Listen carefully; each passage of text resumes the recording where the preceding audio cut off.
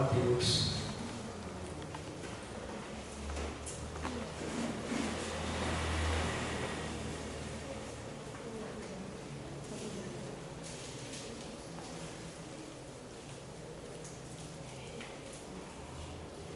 Mateus 4,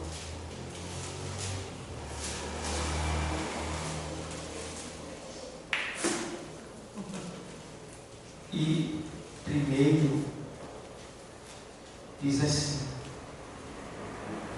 então foi conduzido Jesus pelo Espírito ao deserto para ser tentado pelo diabo. E tendo jejuado 40 dias e 40 noites, depois teve fome. E chegando-se a ele, o tentador disse: se tu és o Filho de Deus, manda que essas pedras se tornem em pães. Ele, porém, respondendo, disse: está escrito, nem só de pão viverá o homem. Isso, mas de toda palavra que sai da boca de Deus. Interessante. Estava lendo em Marcos também, essa passagem bíblica, no capítulo 1 de Marcos. Aí, 1:13, ele diz assim: e ali esteve no deserto 40 dias, tentado por Satanás, e vivia entre as feras, e os anjos o serviam. Observa bem, eu sempre achava que Jesus tinha sido tentado só naquela hora que o diabo chegou, quando ele acabou o jejum. E chegou o diabo: se tu és o Filho de Deus, torna essas pedras em pães. E a gente só tem aquela visão daquele momento ali. Mas quando Jesus foi conduzido pelo Espírito ao deserto para ser tentado pelo diabo, ele teria que sofrer todas as nossas tentações. Por isso que a Bíblia diz na carta aos Hebreus que em tudo ele foi tentado, mas sem pecado. Vê bem. Porque era necessário que ele, como sumo sacerdote, ele sofresse a tentação para que, pela tentação e pelo seu sofrimento, ele pudesse se compadecer de nós na hora da nossa tentação.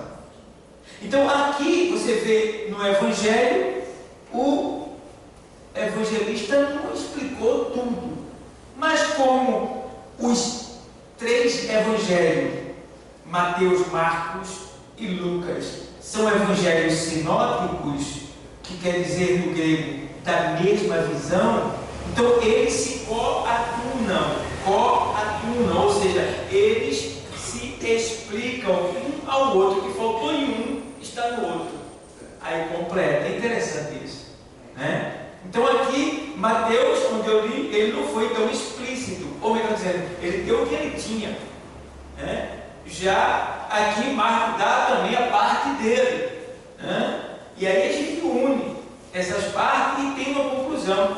E agora eu pude ver que ele foi tentado hoje 40 dias e 40 noites. Pelo amor de Deus, olha a tentação. A gente não aguenta a tentaçãozinha quando vem. A tentaçãozinha única.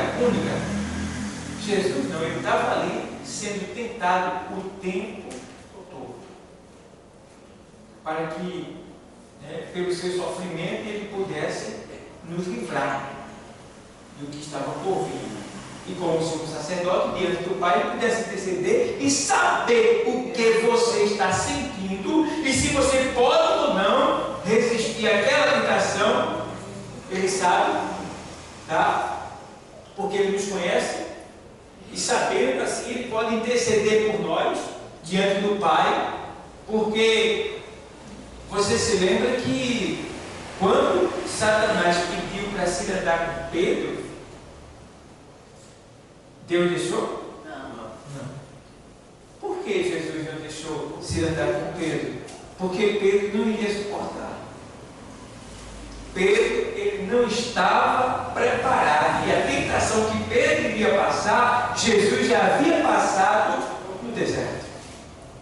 Então, Jesus sabia muito bem que Pedro não iria suportar. Por quê? Porque Pedro era um homem carnal. Como assim carnal, pastor? Era um homem que ele não suportava muito desaforo, tudo ele respondia na cara, ele era precipitado, às vezes se achava autossuficiente, achava que sabia demais. Eita, pensa. Você vê tudo isso, esses defeitos de Pedro. Então, ele chegou ao ponto de até duvidar de Jesus. Jesus falou, mas pai, Jesus falando. Jesus, Pedro, eu te digo que esta noite não cantará o galo antes que 3 vezes me negue. Eu te negar? Não. Jesus estava falando. Não foi o discípulo, foi Jesus. Eu estou te dizendo, Pedro, que tu vai me negar. Que eu? Não sei. Eu vou contigo até a morte, eu não vou te negar. Às vezes Deus está falando para a gente aqui e a gente está teimando. A gente está resistindo. Agora, por que a gente resiste? Porque, vê bem, se lá foi Jesus quem falou pessoalmente, imagina aqui, é eu, semelhante a tudo que estou falando. Mas aí está o perigo, porque tu pensa que por ser eu, que sou semelhante a tudo que estou falando, aí tu pensas que é eu, e cai nessa tentação. É o grande eu da gente, porque na verdade quem está falando aqui não sou eu, é o Espírito de Deus, traduzindo o que a palavra de Deus trouxe para nós nesta noite.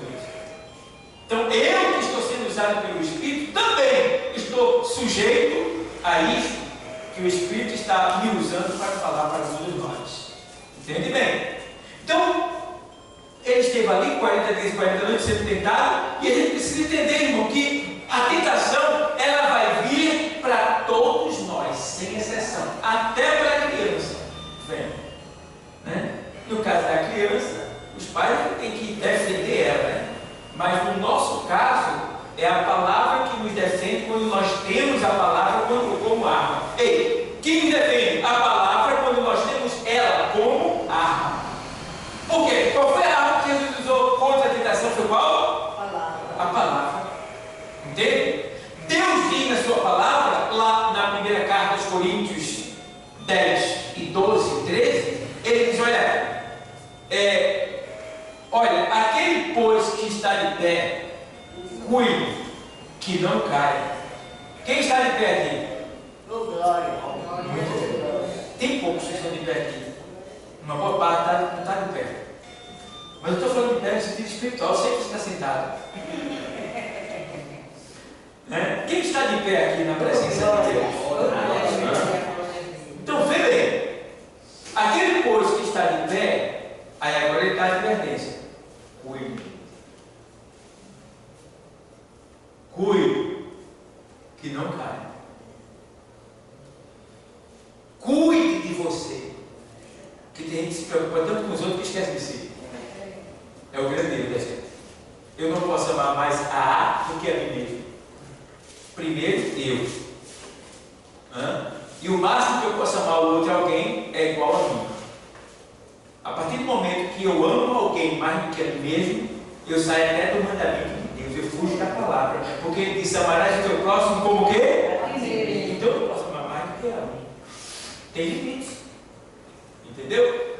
E que limite é esse, pastor? Ou seja, o limite, ele não pode passar daquilo que vai me impedir de adorar, de servir, de continuar na presença do Senhor. Quantas pessoas eu conheço que por amar mais a A e a B do que a si mesmo, deixaram o Senhor, se desviaram? Pastores aqui dessa igreja, presbíteros, diáconos, obreiros que passaram por essa igreja durante 25 anos que eu estou aqui, muitos deixaram o Senhor porque amaram mais a A e a B do que a si mesmo e a Deus sobre todas as coisas. Cuidado. Cuidado para você não amar mais a faculdade. Cuidado para você não amar mais a sua escola, o seu professor. Cuidado para você não amar mais a sua casa. o seu trabalho. Cuidado para você não amar mais o seu amiguinho, a sua amiguinha, do que a Deus e a você mesmo. Quer ver um exemplo? Você cria um filho, 15, 16 anos, educando ele, preparando ele, treinando ele, alimentando ele, fortalecendo ele, dando a vida por ele. Ele cresce, está salvo, está bem ali.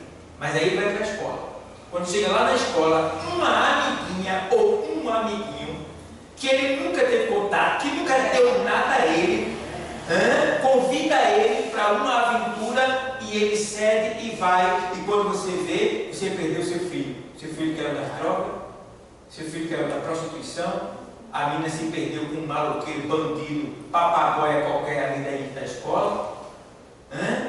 E você tem assim, rapaz, 15 anos, 16 anos, investindo, gastando, levando para a escola, trazendo, para uma pessoa, um infeliz, filho do inferno, chegar e lançar um pacote de fezes de gato no teu ouvido, no teu juízo, e tu comer, mastigar e engolir. Que é isso, pelo amor de Deus? Então, temos que ter cuidado. Isso tudo é tentação que vem. Temos que estar preparados. E a gente só pode estar preparado se a gente estiver na palavra. Na palavra. Então, o Senhor, vou terminar, o Senhor usa o servo dele, Tiago, escrevendo na sua carta, 1:14, no 1:12, na sequência, ele diz: olha, ninguém diga de Deus sou tentado, porque Deus não tenta a ninguém e nem pode ser tentado pelo mal. Aí ele faz: mas cada um é tentado quando atraído e engodado quer dizer seduzido pela sua própria concupiscência. O que é concupiscência? O desejo desordenado que vem pelo olhar e pela soberba da vida. Cada um é tentado quando atraído e engodado pela sua própria concupiscência. E aí ele diz, e na medida que cada um vai sendo engodado, seduzido, a tendência, se você não entender, não interpretar ali que é uma tentação, você perde. Eu volto para o texto de 1 Coríntios 10, 12 e 13, que diz: aquele que está de cuide não caia, não veio tentação sobre vós, senão o quê? Humana. É alguém que vai te tentar. É alguém que está te tentando. É alguém que vai te desviar de alguma maneira. Tu tem que ter cuidado. É que tem que estar atento. Porque, olha, é alguém humano do teu lado, não sei, na escola, na tua vizinhança, na tua casa, não sei. É alguém humano que vai tentar te desviar com o quê? Persuasões, lisonjas, que é falso elogio. Cuidado! Aí ele diz: não veio tentação sobre vós, senão humana. Toda tentação que vem de caráter por caráter humano. Instrumento humano. O diabo vai usar alguém humano para lhe tentar. Se não humana, mas fiel é Deus, que não deixará que você seja tentado além de suas forças. Mas na hora da tentação, o texto fala assim.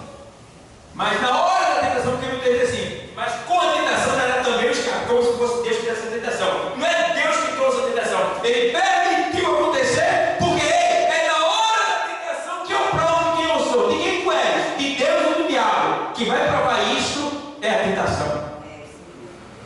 Se tu aderir à tentação, tu é do diabo. Se tu disser não à tentação, usando a palavra e escapando, tu é de Deus. Aí ele diz: não veio tentação sobre vós, senão humana, mas fiel é Deus, que vos não deixará tentar contra nem das forças, tal. Aí ele faz assim: que com a tentação dará também o escape. Aonde é que está o escape da tentação? Na palavra. Por quê? A palavra é aquilo que a gente segura. Entendeu? Quando vem uma tentação